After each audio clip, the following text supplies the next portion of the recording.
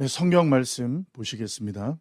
성경 말씀은 시편 91편 1절에서 3절까지의 말씀입니다.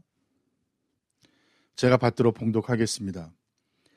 지존자의 은밀한 곳에 거주하며 전능자의 그늘 아래 사는 자여, 나는 여호와를 향하여 말하기를 그는 나의 피난처요 나의 요새요 내가 의뢰하는 하나님이라 하리니, 이는 그가 너를 새 사냥꾼의 올무에서와 심한 전염병에서 건지실 것이미로다. 아멘. 네, 우리 사람은 누구나 행복하게 살기를 원합니다. 우리 모두는 건강한 몸으로, 또 부귀와 영화를 누리는 것까지는 아니더라도 최소한 경제적 어려움 없이 행복하게 살기를 원합니다. 누구나 고통 없이 살고 싶고, 또 안전하고 평안하게 살기를 원합니다. 실제로 많은 분들의 신앙생활을 하는 이유가 그와 같은 복을 받기 위해서 신앙생활을 하는 분들이 많이 있습니다. 누구도 근심과 걱정, 환난과 고통 당하기를 원하는 사람은 없습니다. 그런데 또한 그럼에도 그 누구도 예외 없이 근심과 걱정, 고난, 고통이 없는 사람은 없습니다. 몇 년 전에 2019년에 흥사단에서 흥미로운 조사를 한 적이 있는데요. 10대 학생들에게 설문조사를 했습니다. 만약에 10억을 준다고 하면 죄를 짓고 감옥에 들어갈 수 있겠느냐라고 하는 질문을 했습니다.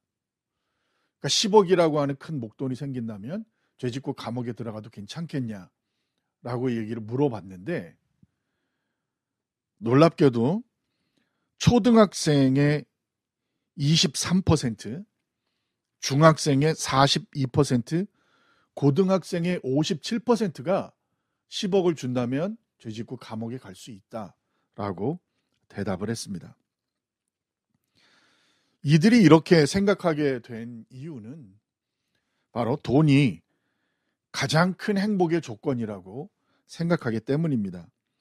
물론 돈이 결코 행복의 절대 조건은 아니지만, 저부터도 돈이 많으면 더 행복해질 수 있지 않을까 하는 생각을 해봅니다.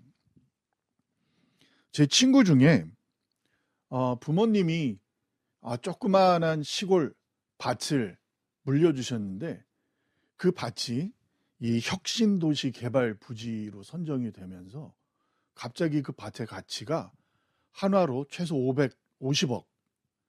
50억에 이르게 됐습니다. 그러니까 달러로는 400만 불 정도 되겠죠. 갑자기 한순간에 부자가 됐어요. 그 친구를 보면서 저도 갑자기 이렇게 50억, 400만 불 정도 되는 돈이 생긴다고 하면 뭘 해야 될까 하는 생각을 한번 해본 적이 있습니다.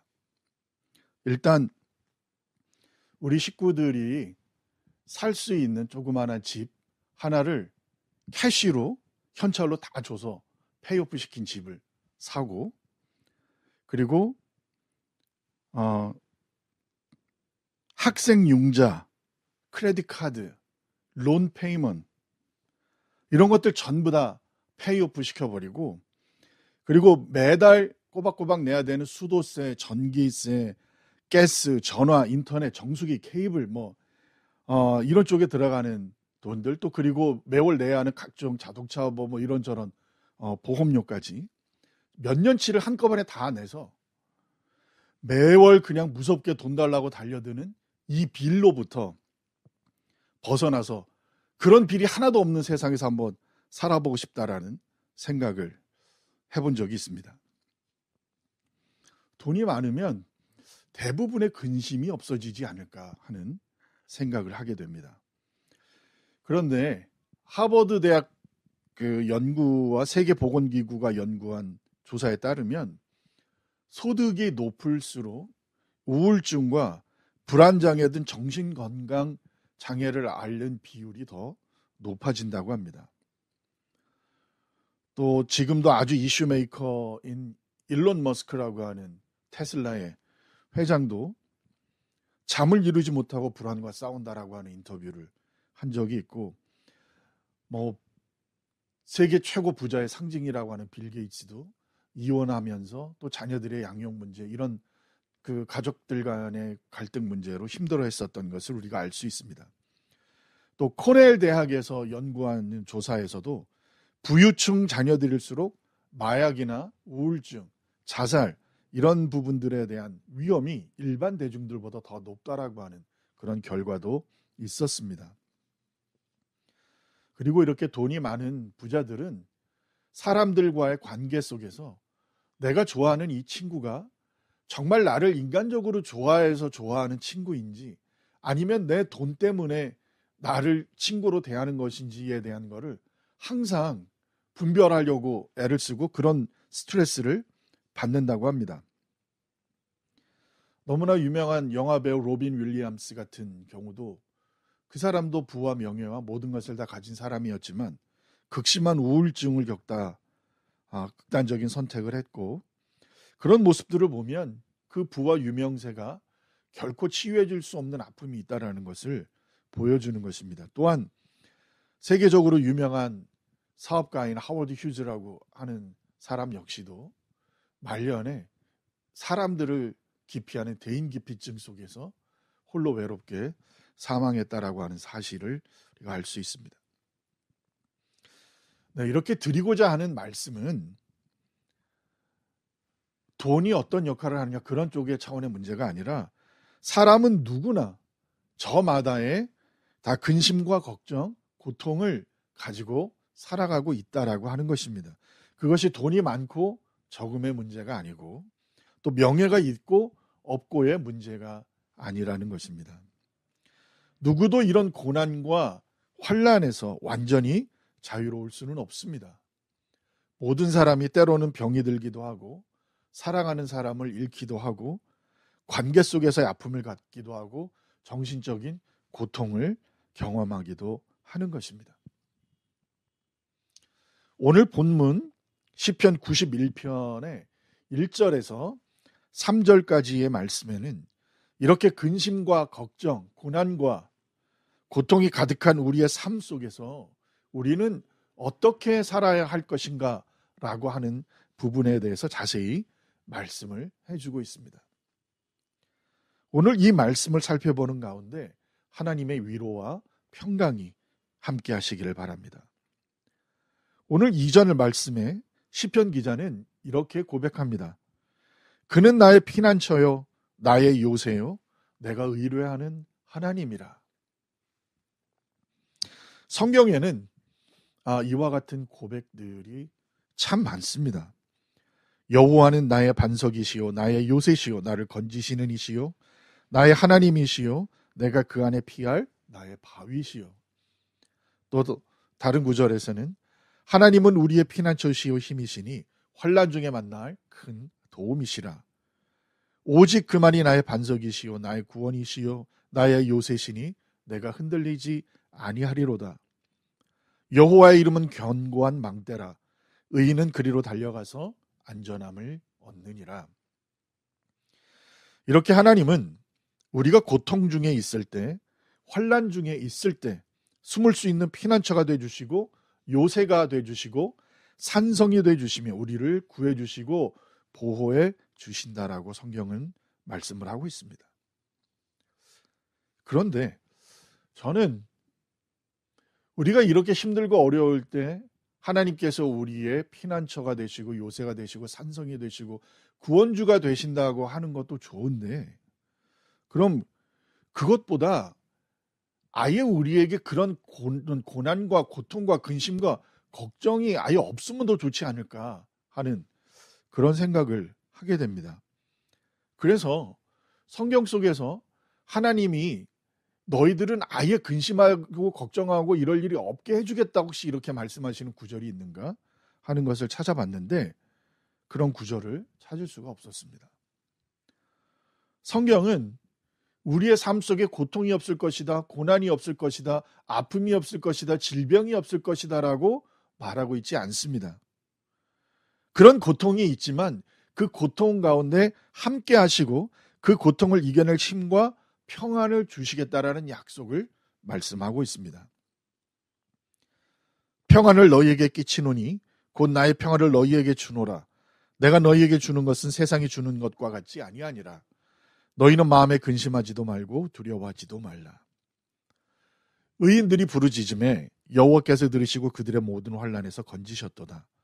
의인은 고난이 많으나 여호와께서 그 모든 고난에서 건지시는도다. 내 속에 근심이 많을 때에 주의 위안이 내 영혼을 즐겁게 하시나이다. 두려워하지 말라. 내가 너와 함께함이라. 놀라지 말라. 나는 내 하나님이 됨이라. 내가 너를 굳세게 하리라. 참으로 너를 도와주리라. 참으로 나의 의로운 오른손으로 너를 붙들리라.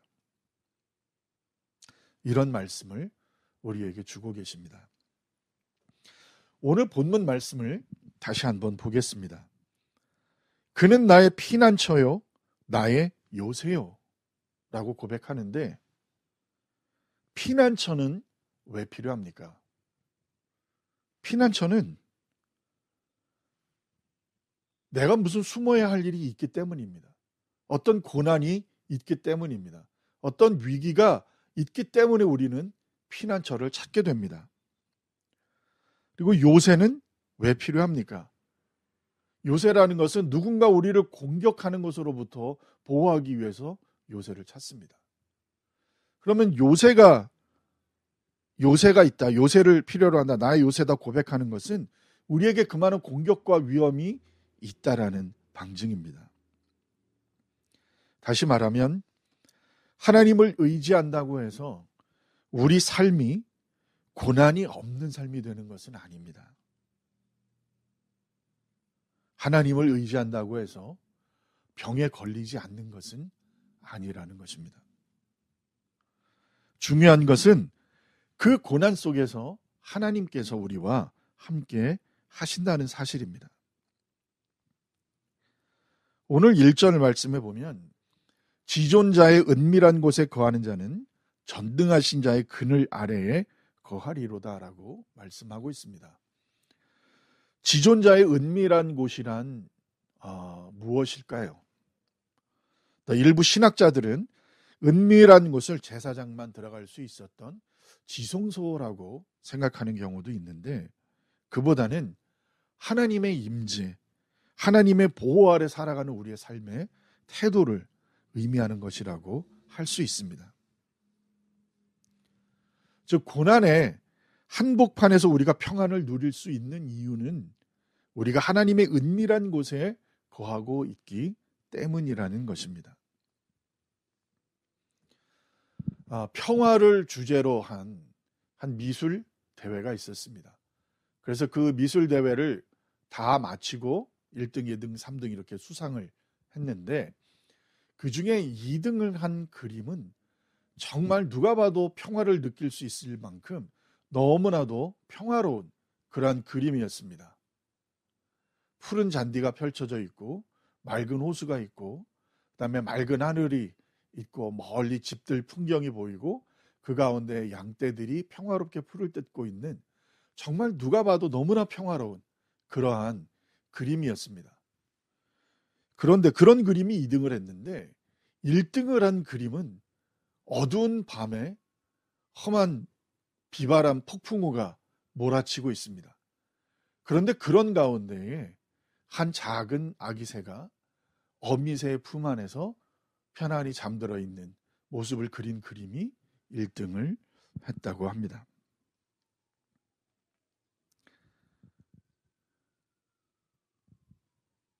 우리는 가끔 이런 질문을 합니다. 왜 하나님이 나에게 이런 근심과 걱정, 고난을 주셨을까? 이런 생각을 하면서 우리는 고난에 대한 문제 해결에만 매달릴 때가 많습니다. 물론 앞서 말씀드린 예화는 실제로 있었던 그런 사건인지는 알 수가 없습니다.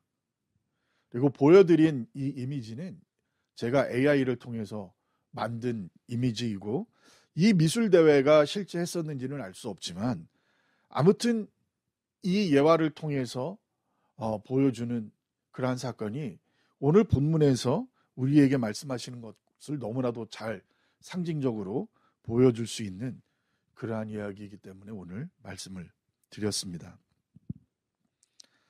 말씀을 맺겠습니다. 참된 평안이 무엇입니까? 참된 피난처가 무엇입니까? 그것은 근심과 걱정이 없는 것이 아니라 그 가운데 하나님이 함께 하시는 것입니다. 오늘 말씀드렸던 예화 속에 이 아기새가 거센 비바람이 몰아치는 환경과 상황만을 보았다고 하면 결코 어미새의 품에 잠들 수 없었을 것입니다. 그렇지만 어떤 환경에서도 자신을 보호해주는 그 어미새를 믿고 있었기 때문에 그 험한 상황 속에서도 편안하게 잠을 들 수가 있었던 것입니다. 지금 혹시 근심과 걱정 또 고난 중에 계시는 분이 계십니까? 그 근심과 걱정, 고난의 문제가 완벽하게 해결되는 순간에 하나님의 평안이 내게 임하는 것이 아니라 내가 전능자의 그늘 아래 살며 하나님을 향하여 나의 피난처여 나의 요새여 나의 산성이시고 내가 의뢰하는 하나님이라 고백하는, 하나님의 말씀 안에 거하는 그 순간이 바로 하나님이 주시는 평화와 평강이 우리에게 임하는 순간이라고 하는 사실을 우리가 기억해야 하겠습니다. 오늘 본문 말씀을 마음속에 새기시면서 나의 피난처요 요새요 의뢰하는 하나님이라 다시 한번 고백하시는 저와 여러분 우리 모두가 되시기를 바랍니다. 하나님께서 사냥꾼의 올무와 심한 질병에서 건져 주실 것입니다. 기도하겠습니다. 사랑의 아버지 하나님, 감사합니다. 우리가 어떤 환경 속에 있든지 전능자의 그늘 아래 거하며 하나님을 나의 산성이요 나의 피난처요 나의 의뢰하는 하나님이라 고백하며 하나님께서 어떤 상황에서도 우리 삶 속에 함께 하시고 우리에게 평화를 주신다라고 하는 사실을 기억하며 하나님의 은혜와 평강 속에 거하는 우리 모두가 될 수 있도록 하나님 도와주옵소서. 함께 하실 줄 믿사오며 모든 말씀 예수님의 이름으로 기도합니다. 아멘.